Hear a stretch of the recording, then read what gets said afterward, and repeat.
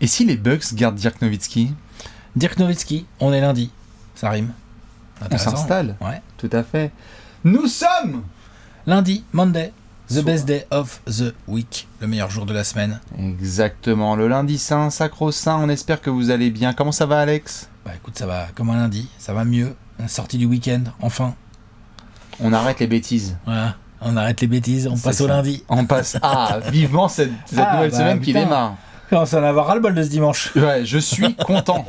On espère que vous allez bien, que vous avez passé un super week-end sur cette saison 2020-21. Comme vous le savez, les enquêtes Trash Talk continuent. La saison arrive bientôt à son terme, mais les enquêtes, elles vont continuer. Bien évidemment, on a déjà fait plein d'enquêtes sur votre chaîne YouTube préférée. Récemment, nous avions distribué du sel du côté d'Auckland et de Cleveland.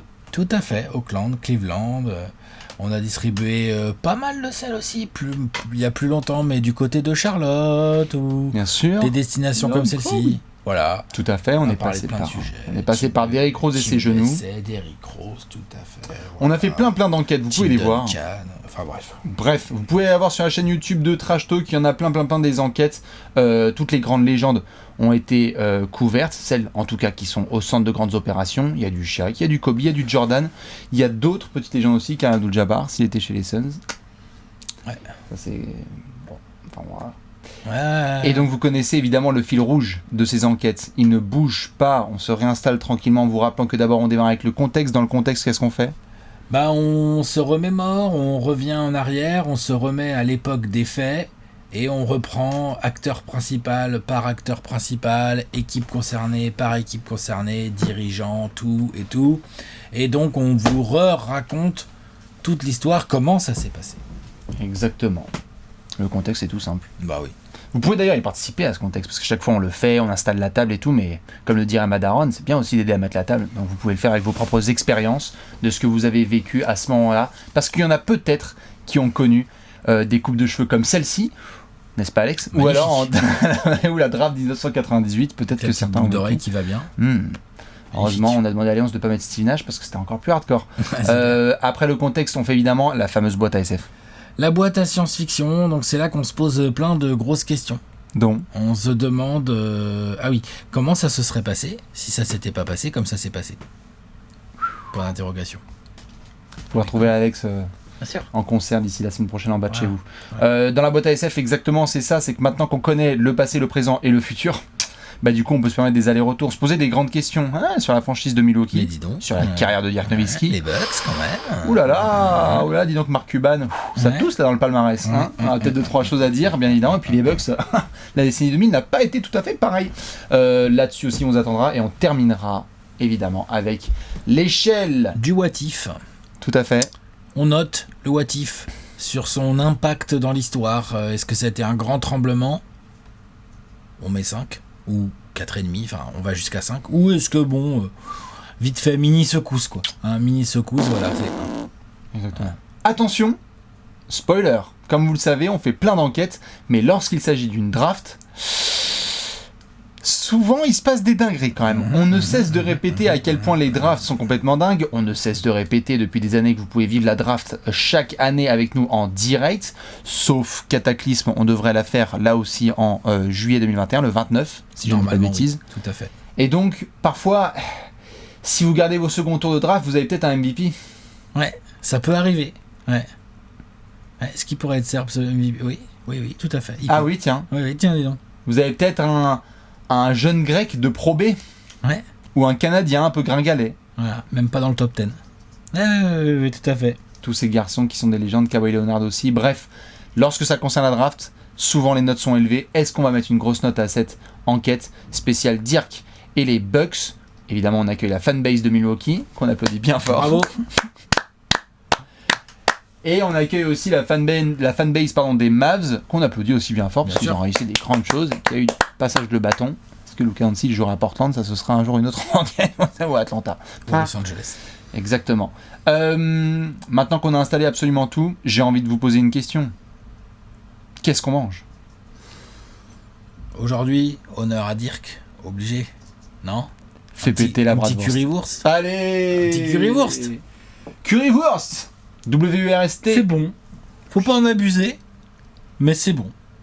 Quand c'est bien fait, c'est bon. Tout à C'est fait. saucisse dans une sauce, curry, tout ça. Enfin bref, pour celles et ceux qui connaissent pas, moi j'aime bien ça. Après, Pas toutes les semaines, quoi. non, pas toutes les semaines, puis on peut pas dire que ce soit franchement un plat d'été. Moi, ça m'a toujours fasciné. Oui, je suis étonné Les gens qui se font péter du currywurst en plein mois de juin. Mais bon, c'est comme ça. Mais en tout cas, je trouve ça assez bon. Et dans une bonne vieille taverne bavaroise en hiver, franchement, le petit currywurst Tu sens que l'hiver est officiel. avec la Kleine Bier, hein, alors la Kleine quoi. Hein, le Kleine vase, le hein, comme on litron. dit. Exactement. Le Kleine Ça marche galon. bien, mais non, honneur à dire qu'obligé. Honneur à dire qu'obligé, bien Puis après, évidemment. dans la gastronomie allemande, forcément, pas être désagréable, mais le tour C'est est assez terminé. vite fait. Voilà. Bon, Léonce, qu'est-ce qu'on mange ? Moi, je vais me faire des petits sandwichs. Des petits sandwichs. Des sandwichs allemands ? Ouais, non, on va pas. Non, Non, juste des D'accord. sandwichs. Voilà. Non, Léonce, Voiture allemande. la semaine dernière, il était de quoi ? Mamouchka ? Je sais plus comment t'avais appelé ça. Chaque Chachouka. Chachouka. chouka, Ouais, chachouka. au merguez. Ouais, pense c'est que bon, je- c'est très très bon. Donc là, cette fois, on est sur des sandwichs, très bien. Hommage évidemment à la cuisine allemande aussi.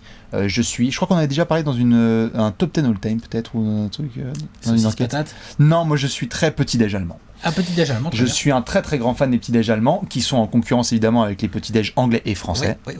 Mais les petits-déj allemands. Surtout anglais, parce que le petit déj français, il Ouh, est pas. ouh, Le ouh. classique français, il est pas. Ben, tu sais qu'à l'étranger, à l'international, quand les gens voient baguette, confiture, Ouais, croissant, voilà, ouais. pour nous c'est totalement acté, tu vois. Mais pour les gens à nous, l'extérieur, c'est assez acté. Mais C'est oui, le ça. petit déj allemand, il rigole pas. Je suis petit-déj allemand, petite saucisse, mélange sucré-salé, Gurken, toujours, les concombres bien évidemment. On dit tout simplement un Frühstück en allemand. Ça me rappelle évidemment ces années de torture pour ceux qui ont fait allemand LV1. Voilà, c'est 8 années perdues de ma vie. T'as fait allemand toi LV1 Ouais, j'ai fait de l'allemand. Oh putain, Bah ouais. on va J'aimais pouvoir bien discuter Dirk. après. Ah bah on va pouvoir placer 2-3. Je sens Ah, que dans rien. cette enquête on va pouvoir Jawohl. placer 2-3 petits termes Jawohl. allemands. Évidemment, dédicace à tous nos amis de l'autre côté de la frontière. Alex, on va devoir justement se poser tout de suite sur le contexte. Nous sommes à chaque fois avec une date. Et donc forcément, si on parle d'une draft, j'ai envie de dire que nous sommes le soir de la draft 1998. Nous sommes le 24 juin 1998. Tiens, c'est marrant. J'ai l'impression qu'en France, il va se passer un truc bientôt. Oui, ça joue à un autre ballon. On a une petite team qui est en train de monter en puissance gentiment. C'est Laurent qui vient de nous sauver ou pas là 24 juin. je pense pas encore, non. Non. Non, je pense pas. Non, parce que la finale c'est le 12 juillet, tu vois. Donc, demi-finale plutôt vers le... Quoi, on a joué l'Afrique du Sud là On a fait quoi Je sais plus, faut ressortir les On va dates. peut-être voir. Ouais. Non, mais Laurent Blanc, c'est... la Fin lumière juin. est venue de Laurent Blanc, c'est le 8e de finale, c'est le Paraguay. On doit pas en être si loin, Ah, pas mais on loin. doit pas y être. Tout à fait. Nous sommes le 24 juin, par contre cette fois on est aux États-Unis. Voilà, on est aux États-Unis, il y a une draft qui se prépare. Bien sûr. QV 98. On sait pas trop exactement ce qu'il va y avoir dedans, mais enfin quand même, comme tous les ans, on se dit quand même, regarde le petit pivot là, il a pas l'air dégueulasse, machin. Puis là le meneur là, le petit meneur Mike qui s'appelle et tout, ça a pas l'air dégueulasse. Et Les tout. deux boys de North Carolina qui arrêtent pas de jumper là, le Ouais. cousin Vince Cartier là, comment il Vince s'appelle Cartier, Paul Pierce, ça a pas l'air dégueulasse non plus. Ça. C'est vrai. Anton Jamison. Ouais, voilà, Anton Jamison. Qu'est-ce qu'on a d'autre ? On a Jason Williams. Enfin, on a quand même des garçons sérieux, quoi. Hein. Tout à fait. Donc voilà, puis au milieu de tout ça, on a un pépère. Une pépère. Une kleine pépère. Une grosse pépère. Tout à fait. Un gros pépère, parce que mine de rien, 2m13 quand même. Hein. Qui est là, et puis il intrigue. Je crois que vraiment on peut le dire, Dirk, il intrigue. À l'époque, on voit bien le talent de Dirk. Suffit de voir l'anecdote que j'adore racontée par Barclay dans un vestiaire qui est absolument extraordinaire, où Barclay raconte comment une team, c'est une team USA ou Une team all-américaine. une team all-américaine en balade en Europe se fait rosser par Dirk alors qu'il y a Pippen qui défend sur lui, genre en 97. Hein, Pippen en 97, il est encore un petit peu embêtant. Il lui en met 50. Hein. Ouais. Et l'anecdote racontée par Barclay est extraordinaire. I'm gonna lock him down. I'm gonna lock him down. Pippen est censé le verrouiller, sauf que l'autre il lui en met 50 et... Barclay, joueur préféré de Dirk Nowitzki. Hein. Bien sûr, c'est pour ça notamment que lorsqu'on porte le numéro de la Dream Team numéro 14 pour Barclay. Et qu'on le retourne, ça donne 41 pour Dirk à Dallas, puisque le 14 était déjà pris. Quand il arrivera, c'est une autre histoire. C'est notre histoire, tout En à tout fait. cas, le talent de Dirk, il est là, on l'a vu, c'est incontestable. On a un grand qui shoot, mais après, c'est peut-être mon interprétation, mais je pense quand même qu'il y a pas mal de scouts, pas mal de franchises qui se disent bon, comment on va exploiter Ouh là là. ce talent, qu'est-ce qu'on en fait? Il a l'air un petit peu pâteau, un petit peu lent. Ouais, c'est vrai qu'il shoot pas trop mal et qu'il a une capacité à scorer intéressante, hein, pour ne pas dire plus. Mais comment on l'exploite? l'utilise, Donc tout à fait. Dirk, il est attendu assez haut dans cette draft, mais genre il a jamais été question de faire de Dirk un top 3 par exemple de cette Non. draft ou quelque chose comme ça. Non, c'était un vrai test, notamment de la part des équipes qui se rapprochaient des spots en place 10. La hype, elle vient évidemment de certains secrets qui viennent de ces quelques tests. On a aussi le Hoop Summit, qui fait quand même un gros carton pour aider Dirk dans cette draft, parce que Dirk réalise un record de scoring pour le Hoop Summit. On rappelle qu'à l'époque, le Hoop Summit, c'est vraiment l'opportunité pour les plus gros cracks européens de se faire un petit nom. Quand même, on va le voir quelques années après avec Tony Parker. Il y a beaucoup de scouts qui sont là et tout à fait. Beaucoup de gens qui sont là, donc Dirk met plus de 30 points sur ce match, si pas bêtise, je crois 34 ou une connerie comme ça. Mais on ne peut pas raconter évidemment toute la carrière de Dirk et ce contexte sans rappeler comment est la NBA dans le contexte de 1998, c'est-à-dire que un joueur européen qui débarque, il sait shooter, il boit du pinard et il sait pas défendre. Il sait pas défendre et surtout... Ce sont les stéréotypes qui sont à l'époque. Et tu vas pas construire autour de lui. Absolument. Genre, t'es content de l'avoir là pour qu'il te mette des tirs. Et en plus, dire comme c'est un grand, à l'époque, il y a déjà quelques grands qui shootent, mais il y en a pas non plus des masses. Non. Mais il y en a pas des masses. Non, mais tout à fait. C'est un de ses copains, Detlef Schrempf, du côté de voilà. Seattle, qui fait un peu le travail en Ce stretch. genre de gars, bon, il y a eu du Bill Laimbeer dans les années 80. Kevin Garnett montre qu'il peut faire quelques tirs et tout. Manu de Bol, mais bon, sinon, voilà. c'est un peu des aliens, tout à fait. Et en plus, on est autour de ce stéréotype des Européens qui sont un peu soft, parce que comme tu le dis, tu vas pas construire autour de lui. T'as eu Sarunas Marčiulionis qui est passé, et c'était bien, mais bon, on n'avait pas non plus en faire une superstar. On n'a pas pu savoir, malheureusement, ce qui s'est passé avec Drazen, parce que ça n'a pas duré assez longtemps. Et Tony Kukoc, aussi bon était-il et fut-il, ça reste un sixième homme. ça reste un sixième homme en NBA, dans une équipe de ouf. Donc il faut comprendre aussi qu'à l'époque, le contexte des franchises NBA, c'est... Ouais, je l'aime bien, ton pote qui shoot à 3 points et qui met du scoring, mais... C'est un peu comme si aujourd'hui, dans la NBA actuelle, qu'est-ce qu'on pourrait dire en 2021 ? C'est-à-dire, je vois pas, quel comparo tu veux ? Le côté alien qu'a Dirk, construire autour d'un mec qui shoot européen en 98, c'est quel niveau d'alien dans une draft aujourd'hui ? C'est-à-dire que ce serait prendre quoi ? Ce serait Ça prendre veut dire qu'aujourd'hui... un arrière-dribbleur ?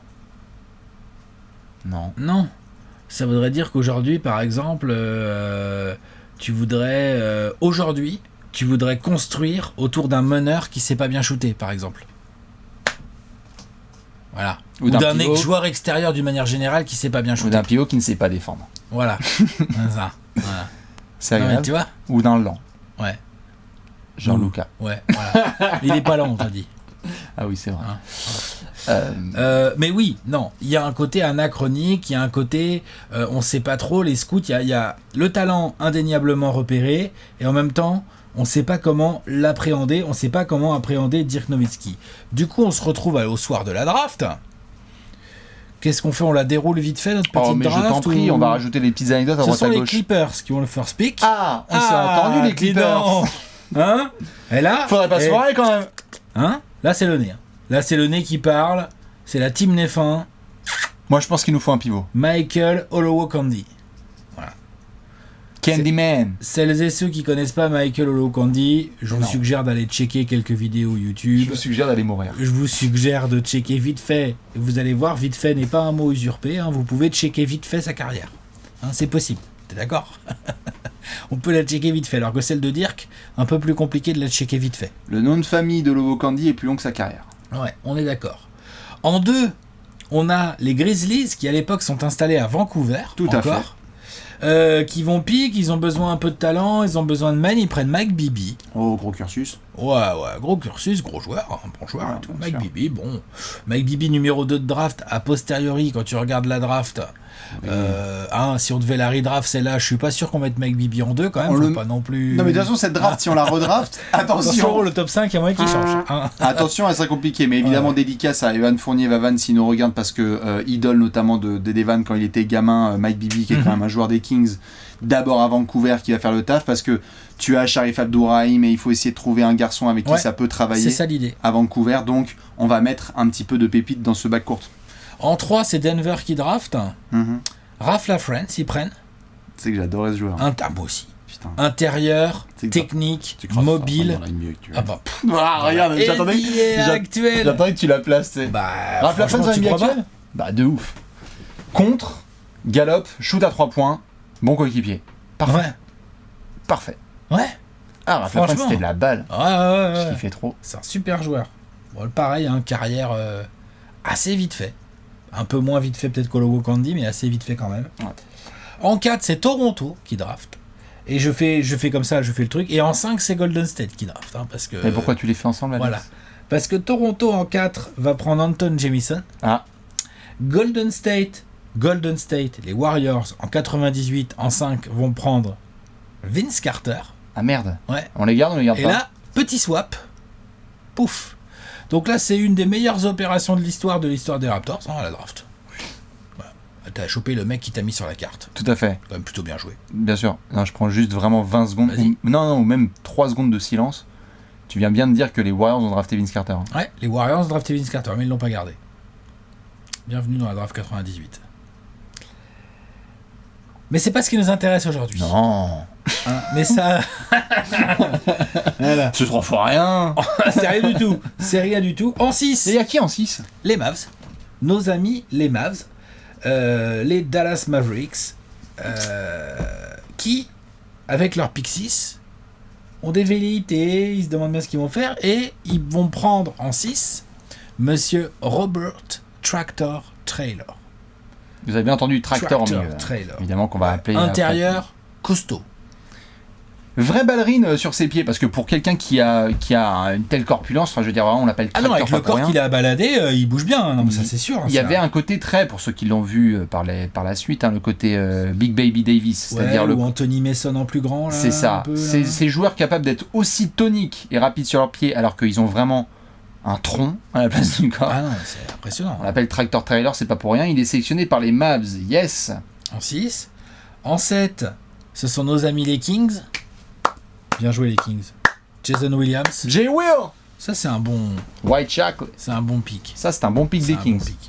J'espère que vous l'avez noté. L'intersaison 98 des Kings, c'est un bijou. Peja Stojakovic, Chris Webber, Jason Williams, je veux dire, à un moment donné, tu poses les bases quand même d'une équipe qui gagne une bague. Merde.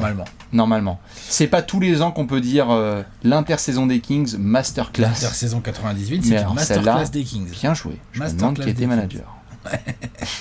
Je sais pas. En 8, c'est Philadelphie. Oui. C'est les Sixers. Ce sont les Sixers qui draftent. Ils vont prendre Larry Hughes.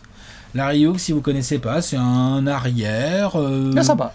C'est un bon joueur. Il a fait pas mal de choses. Il va jouer à Cleveland aussi. Il va jouer à Washington avec Gilbert Arenas, notamment Larry Hughes. Bien sûr, il va jouer à Washington. On va essayer de le mettre en combo avec Allen Iverson au début pour essayer de voir ce que ça peut donner un petit peu cette traction excitante avec des tresses. Ouais, joueur un peu fin et tout, rapide, bon scoreur. Joue avec LeBron. Athlétique et tout. Non, bon joueur, Larry Hughes. Ouais.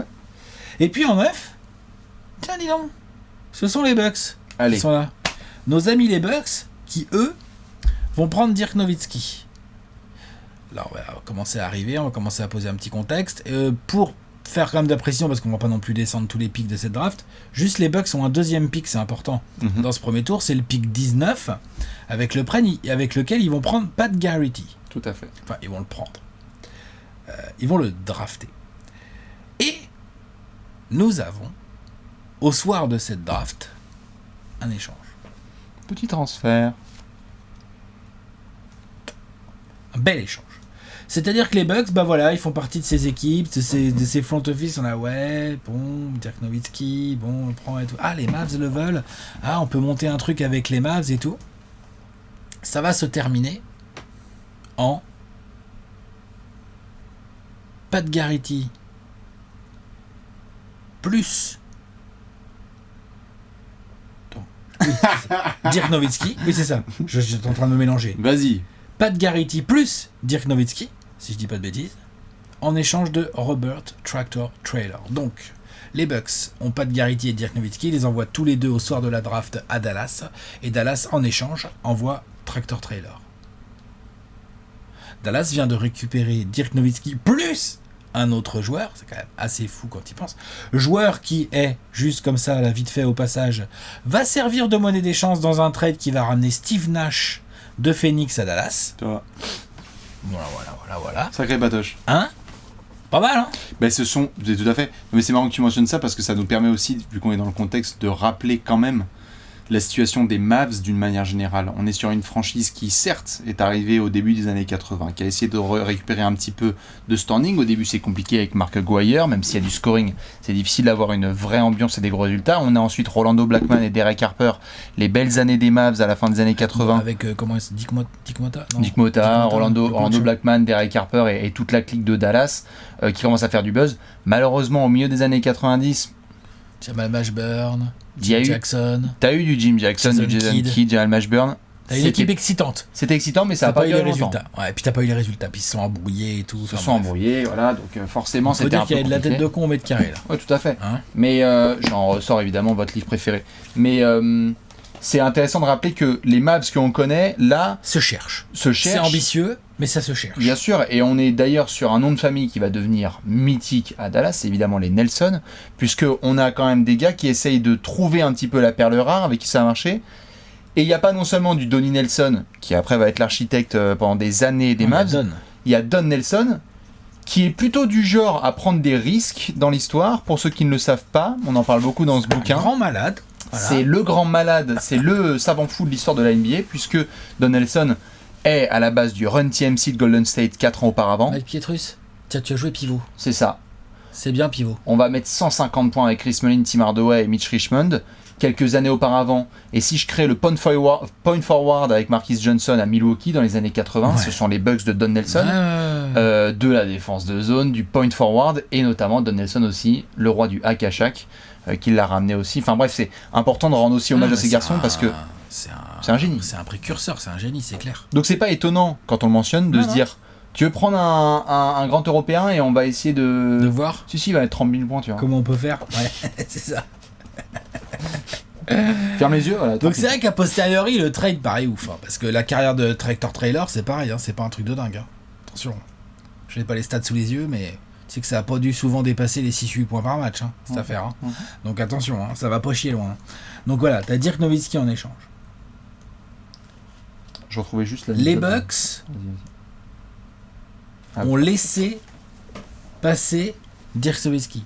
Les Mavs ont pris le risque, entre guillemets, de lâcher le pick 6 Tractor Trailer pour récupérer Dirk Nowitzki. C'est chaud. C'est très très chaud.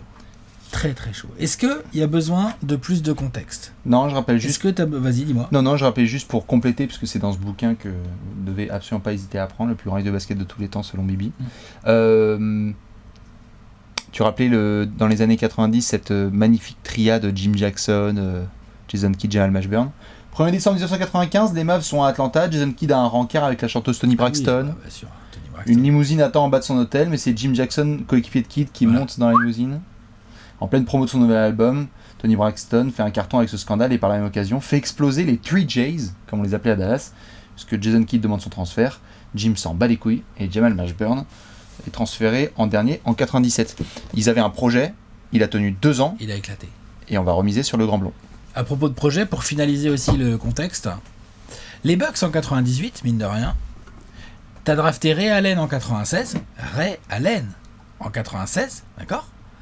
T'as déjà Glenn Robinson de la draft 94. Premier choix. C'est la draft de Kidd et tout, le first pick de Kidd devant Kidd et Grant Hill. Donc t'as Glenn Robinson 94 qui est encore bien jeune, bien sérieux Glenn Robinson, attention. T'as Ray Allen, ça se voit déjà, hein. Ray Allen ça se voit tout de suite que ça va le faire. Que ça va être pas mal au niveau score. Pas que dans les God Game. Hein. Et là tu prends Dirk Nowitzki. Donc les Mavs ont piqué Dirk Nowitzki aux Bucks et les Bucks auraient pu avoir Ray Allen et pour finir les années 90 et démarrer les années 2000, Les Bucks auraient pu avoir Ray Allen, Glenn Robinson, Dirk Nowitzki. Voilà. C'est juste ça, je voulais juste Oh non, c'est bien le contexte. le poser. Voilà. Non, mais c'était important de rappeler globalement. Je crois que dans le contexte, moi perso, j'ai rien d'autre. On a fait à peu près la politique de la NBA à l'époque sur la draft des Européens. Le fait que Dirk, oui, tu l'as dit, a fait. Il y a l'anecdote de Charles Barkley et le fait que d'ailleurs il se demande s'il devait faire l'armée, hein, Dirk. Parce qu'il a failli faire l'armée, il lui a dit tu fais 2m13, tu vas jamais tenir à l'armée en fait, déjà de base. Donc tu viens faire du basket. Non, je crois que c'est tout. Il est temps de se poser des questions. De toute façon, on va redétailler le contexte dans les questions. Bien sûr. Tu peux mettre le doigt sur la boîte à SF car nous allons maintenant regarder tout de suite la boîte à SF. La boîte à SF. Par quel bout tu veux commencer ? D'habitude tu dis small forward, moi je Small rajoute forward. Sigmund Freud. Donc small forward, ça marche pas avec Dirk. Sigmund Freud non plus. Hein. Non plus. Hein, voilà, je te rappelle, hein, ça marche pas non plus. Hein. Léon se rigole pas comme ça marche pas. Ça marche pas. Bien sûr. Ça marche avec rien là dans cette enquête, voilà. Mais c'est pas grave. Il y a quand même de la science-fiction à faire. Oui.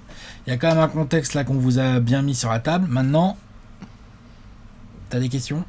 Est-ce que ça aurait pu ne pas se passer comme ça s'est passé ? Pour moi, évidemment, la première question, c'est toute l'histoire de Dallas. On parle de Dirk Nowitzki. Donc, est-ce que à un transfert près, les Mavs n'ont juste absolument pas la même histoire ? Tu veux dire l'histoire qu'ils auraient pas eu en fait ? Ouais. Parce que quelle histoire ils ont sans Dirk Nowitzki, les Mavs ? Il y a des trucs, il y a rien. Mais il y a rien. On est d'accord. Là, les Mavs, c'est un des plus grands coups de génie de trade au soir de la draft. Non mais c'est un des. Oui, c'est ce que j'ai dit.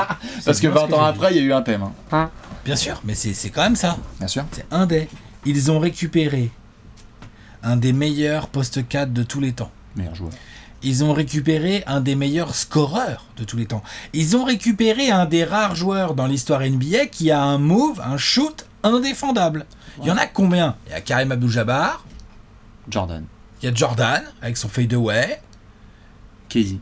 Il y a KD avec son fadeaway. Curry. Et il y a Dirk avec son one-leg fadeaway. Ah, bien sûr. Et il y a Curry avec son shoot de la buvette. Et il y a Curry avec je tire. Avec son tir. Avec je tire. Son tir. Ouais. Je shoot. Ouais, c'est ça, c'est bon. Un MVP de saison régulière en 2007. Un MVP de finale en 2011. Un leader. Un mec fidèle à sa franchise. 30 000 points. 20 saisons. 30 000 points en jumper. 20 saisons. Une révolution du jeu des intérieurs. C'est ça qui est absolument fou. Parce que avant même, tu vois, avant de parler de Dirk, parce qu'on va lui parler, on va évidemment parler ce qu'aurait pu rater les Mavs, et ce qu'ils ont finalement acquis. C'est pour ça que je voulais poser la question d'abord sur la franchise initialement, parce que évidemment tu passes par le joueur. Mais quand tu regardes les choses du point de vue de la franchise, ils auraient vraiment pu se retrouver avec une punchline comme on en parle parfois avec certaines autres équipes. Tu sais, quand on parle des Blazers par exemple, no disrespect en important, qui a déjà fait parfois des bonnes sélections, mais on ressort les Sam Bowie, on ressort les Greg Oden, on parle des Cavs, on ressort les Anthony Bennett. Tu aurais pu avoir aussi des Mavs qui en fait ont juste laissé passer non seulement Dirk alors qu'ils l'avaient entre les mains et ont en fait saisi la bonne occasion, quoi. Et tu te demandes en effet quelle est l'histoire, parce que si ça se trouve en fait l'histoire c'est quoi ? C'est Steve Nash et Michael Finlay avec Ralph LaFrentz ? C'est quoi ? Est-ce que Mark Cuban qui va débarquer par la suite et révolutionner la franchise, parce qu'on parle d'une franchise qui est pointée du doigt avec les Clippers, quand même une des pires de la NBA, et qui devient une référence dans les années 2000 de par sa gestion en interne, de par la façon dont les joueurs sont reçus et le coaching staff est géré. C'est vraiment tout autour de Dirk. Et là-dessus, t'as le sentiment, vraiment que Dallas a eu un coup de génie, quoi. Bien sûr que c'est un coup de génie. Ils y ont cru. En plus, ils n'ont pas donné grand-chose en échange. Je veux dire, ils ont donné tractor trailer. Tu vois, ça va, quoi. Ils ont même pris le luxe de récupérer un joueur en plus, pas de Garretti avec. Tu vois ? Donc là, évidemment, c'est un trade archi gagné par les Mavs. Et pour moi, clairement, sans ce trade, les Mavs, il n'y a pas de titre. Et il n'y a pas grand-chose dans leur histoire. Désolé, les gars. Là, il y a un truc mythique. Complètement. Vient du coup la plus grosse question, qui je pense, pour ça je voulais d'abord faire les Mavs, mais ensuite c'est géré. qu'en est-il de la carrière de Dirk Nowitzki ? Parce que quand tu débarques à Dallas, ils vont lui donner assez vite les clés du Camtar quand même, en lui disant vas-y, première saison, ok, on l'appelle Irk Nowitzki, c'est compliqué, ça défend pas, on le trouve trop léger, c'est dur, il va devenir pote avec Steve Nash. Est-ce que l'intégration de Dirk est la même si son pote c'est Glenn Robinson ? Je ne sais pas. Ray Allen. Ou Ray Allen, tout à fait, mais Steve Nash, ils sont vraiment buddy-buddy, il a l'impression d'être bien accueilli à Dallas. C'est qui le coach, c'est George Karl ? Ouais, à Bucks, à Milwaukee, l'époque. ouais. C'est ça, hein. On va dire que sous George Karl, ouais. Je sais pas, hein. Parce que les Bucks, avant d'arriver à Dirk, les Bucks, donc ils ont une bonne équipe. Les 2 premières saisons de Dirk sont un peu compliquées, mais à partir de sa 3e saison, il commence un peu à monter en régime, si je dis pas de à parler bêtises. basket. Ouais, ça commence à causer. S'il avait été à côté de Ray Allen et Glenn Robinson, Ah bah c'est Ryan Anderson. les Bucks, je rappelle qu'en 2001, ils perdent en 7 en finale de conf. Hein. Ils perdent en 7 en finale de conf. Ouais. Est-ce que c'est pas les Bucks qui... Bon, je crois pas qu'ils auraient fumé Shaq et Kobe. Hein. Là, par contre, faut rester calme quand même. Mais est-ce que c'est pas les Bucks qui vont en finale NBA en 2001 ? Qu'est-ce qu'il y a ? Non, T'es blessé ? non, c'est parce que j'ai dit est-ce que Dirk Nowitzki c'est Ryan Anderson du coup ? Est-ce que Dirk Nowitzki c'est Ryan Anderson ? Est-ce que les Bucks, ça leur donne pas quand même le petit plus qui change tout ? Là, fin 90, début 2000, ils sont en 7, ils perdent en 7 contre les Sixers d'Iverson. Hein. Ils perdent de ça. Hein. Iverson, il envoie des prestats de malade. Hein. Hey. Non, les Bucks peuvent se poser des questions. Bucks, il y a du seum. Hein. Ils peuvent se poser des questions parce que du coup, ils ont viré sur la triade Sam Cassell, Ray Allen et Glenn Robinson, dont on a vu le plafond, qui n'aura pas été très élevé. Bien sûr, il était assez bas. C'est vrai qu'avec Dirk, tu aurais pu voir les choses différemment. Mais j'en reviens quand même aux joueurs, parce que maintenant qu'on a fait les Mavs et les Bucks, je veux sortir la punchline de Ryan Anderson, évidemment, c'est pour provoquer, parce que t'as quand même le sentiment que le mec était un gros taffeur qui avait une méthode particulière. On peut quand même parler de son mentor, qui a quand même Gilfinder. Ah, son prof de shoot, entre guillemets. Son prof de vie, ouais, même carrément, qui va l'aider dans absolument tout. Je pense pas que je pense pas que la destination aurait chamboulé la carrière de Dirk sur son niveau intrinsèque de manière dramatique. J'ai l'impression que le mec aurait quand même été très très bon. Ouais. Mais il y en a qui se posent la question, hein, parce que je veux dire, on l'a placé dans d'autres franchises. Les Mavs ont quand même fait le boulot. Et tout à fait. Les Mavs ont cherché, bon, ils ont tâtonné, d'abord ils ont cherché les bons coéquipiers. Ensuite, les Mavs lui ont mis Rick Carlisle. Pardon, mais c'est important quand même ça. Bah ouais. Ensuite, Mark Cuban, à plusieurs reprises, il n'a pas hésité à faire un peu péter son effectif pour entourer Dirk. Il n'a pas hésité. Et ça a fini par payer. Est-ce que le management des Bucks aurait pu faire ça ? Est-ce qu'il y aurait eu les bons coéquipiers autour ? Est-ce que, dans quelle situation se serait retrouvé Dirk quand les Bucks font leur trade et ramènent Gary Payton et envoient Ray Ray à Seattle ? Tu vois ? On sait pas. On sait pas tout ça. Ce qu'on sait, c'est que les Mavs ont mis le bon cocon autour de Dirk, ont mis les moyens autour de lui, ils ont cru en lui, que lui leur a parfaitement rendu. Enfin, c'est comme une histoire d'amour. Si tu te croises pas, elle démarre jamais. Les Mavs et Dirk, eux, ils se sont rencontrés. Qu'est-ce qu'il y a ? C'est pas vrai ? J'aimerais que vous séquenciez. Est-ce qu'on peut séquencer ? C'est pas vrai ou quoi ? Il n'y a pas une histoire. Est-ce que vous pouvez me séquencer ça, s'il vous plaît ? Vous me faites des gigamontages le 14 février. Si vous n'avez pas Happen, voilà. Si vous n'avez pas Happen, les Mavs et Dirk, ça tombe pas cette affaire. Cette séquence est extraordinaire. Non mais il y a quand même une vraie histoire d'amour entre Dallas, les Mavs et Dirk Nowitzki. Ouais. Un truc où il y a eu des grosses désillusions, il y a eu des moments difficiles à passer. Il y a eu 2007 où t'es MVP et tu reçois ton trophée en tongs dans ton salon là avec ton plaid sur les genoux parce que tu t'es fait fumer par les Warriors de qui ? Tiens, de Don Nelson, dis donc. Par les Warriors de Don Nelson au premier tour et de Baron Davis au premier tour de playoff. Et de Michael Pietrus. Et de Anton James. Non, Al Harrington. Matt Barnes. Pivot aussi, que des pivots. Matt Barnes, pivot. Brocas. Ouais. Et Monta Ellis, tout ça, enfin bref. Et donc il y a eu des moments très difficiles et il y a eu cette Apex absolument incroyable de 2011 où toutes les planètes s'alignent, où il se passe des trucs fous, dire qu'il est complètement en feu, il fait une campagne de playoffs, mais c'est un truc mythique les playoffs de dire qu'en 2011, il les a fait à Dallas, pour Dallas, il a rendu au centuple Cette année-là, en 2011, il a rendu au centuple les 13 ans de confiance qu'on lui avait donné juste avant. Bien sûr, c'est toute la carrière de dire qu'il est fait à Dallas. Donc c'est en ça que là où c'est très étonnant par rapport à d'autres enquêtes qu'on a pu faire, on vient de faire KD notamment qui a basculé d'une franchise à une autre, on en a fait certains, où on s'est demandé si leur carrière changeait intégralement de par leur situation à la draft. Donc on ne cesse de répéter à quel point cette soirée est magique, parce qu'elle peut définir des carrières.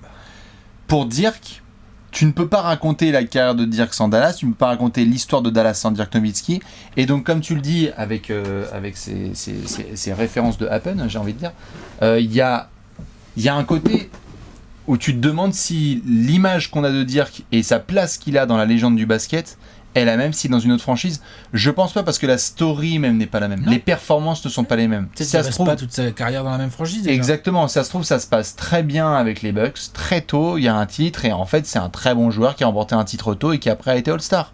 Mais la courbe n'est pas la même. On n'a pas ces désillusions, cette montée, cette apex, comme tu l'as dit en 2011, et même ce finish. C'est-à-dire que Finale perdue en 2006. Hein. finale perdue en 2006, c'est-à-dire que sur la fin de carrière, tu as la barre des 30 000 points qui est passée. Parce que j'ai l'impression qu'on l'a à peine assez répété. Tu as dit qu'en effet, c'est un des plus grands scores de l'histoire. En jump shot. Hein. Mais 30 000 points, c'est-à-dire que les Bucks ont marqué beaucoup de points dans l'histoire de leur franchise, mais il y a un mec à 30 000 points qui leur est passé entre les doigts.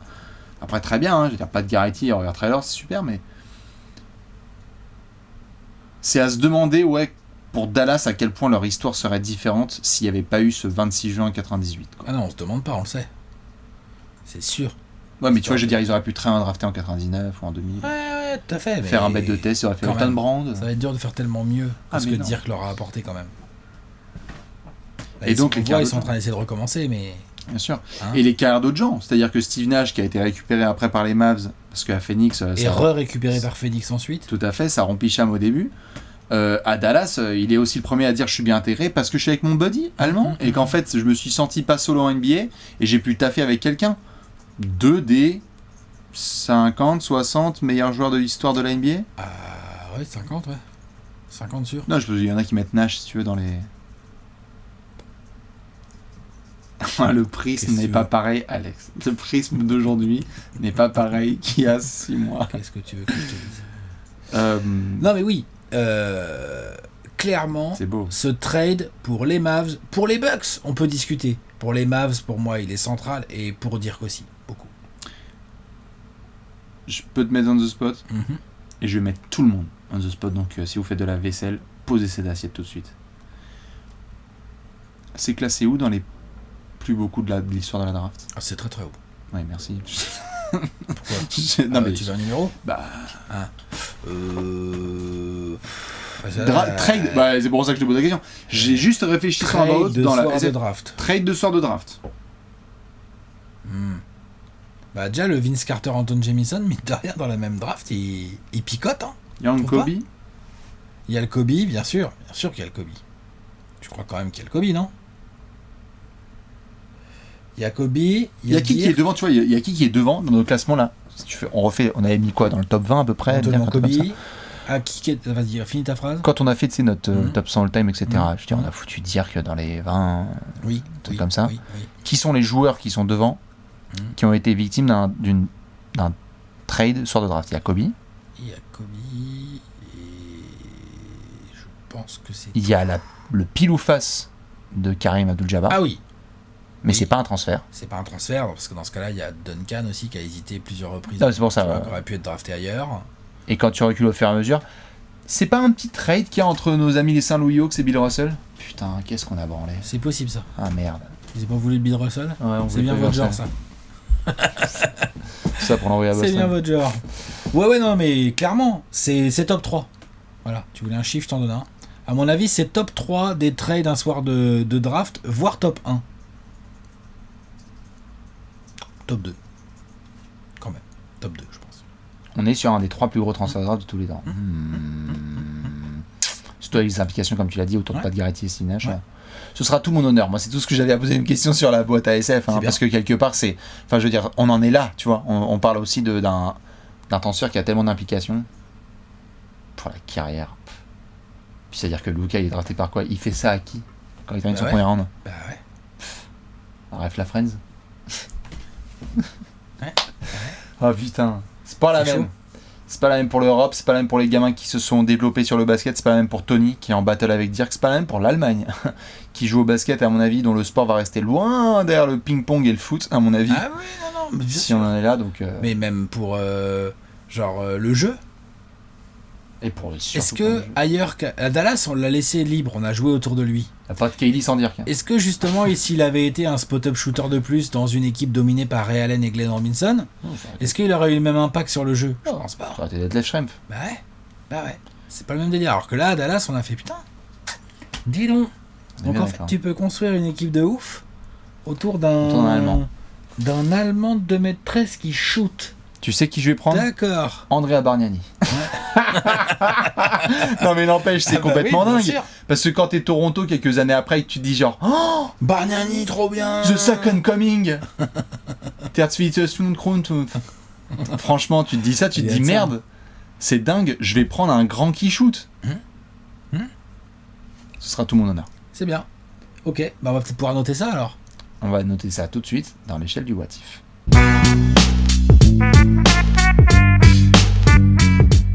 L'échelle du what if. Elle va de 1, Ah, si vraiment ça a pour bouger grand chose, à Fumph. un fume.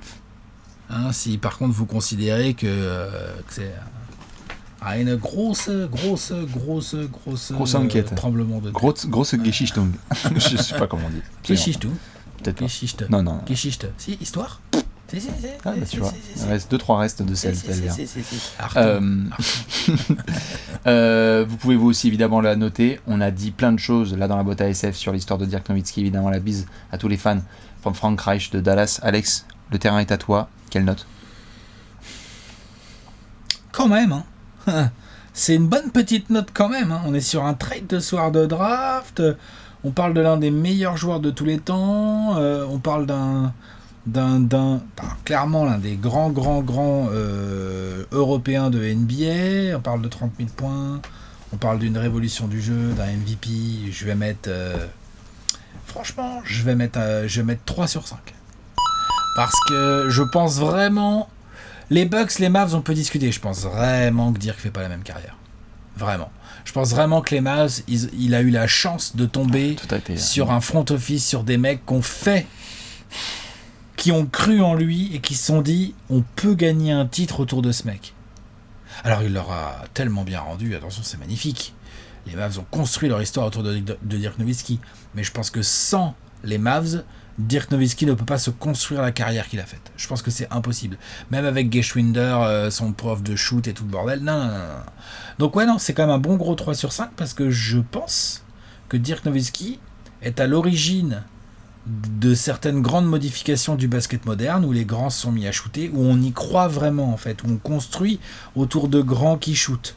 Et je pense aussi, comme tu l'as dit tout à l'heure, qu'il fait partie, non pas des pionniers, parce qu'il y a eu quand même pas mal d'Européens avant lui en NBA, mais des mecs qui ont changé la vision des scouts NBA par rapport aux Européens et à leur jeu. Et c'est pas rien. Donc 3 sur 5.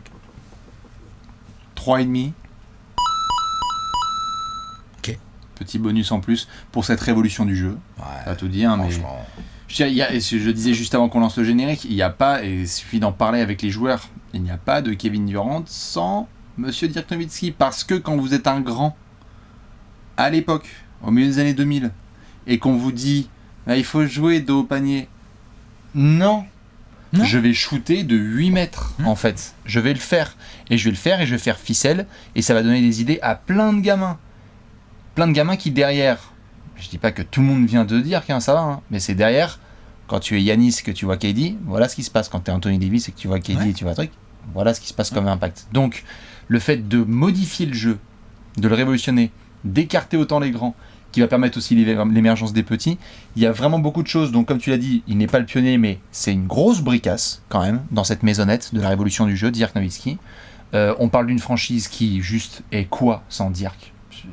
Et en plus, on parle pas de n'importe quelle franchise. Je veux dire, j'ai pas envie de faire un classement, mais les Mavs font partie des franchises les plus connues de la NBA moderne. C'est pas parce qu'il fait beau et qu'on boit des bières à Dallas, c'est parce que tu avais Dirk Nowitzki en emblème.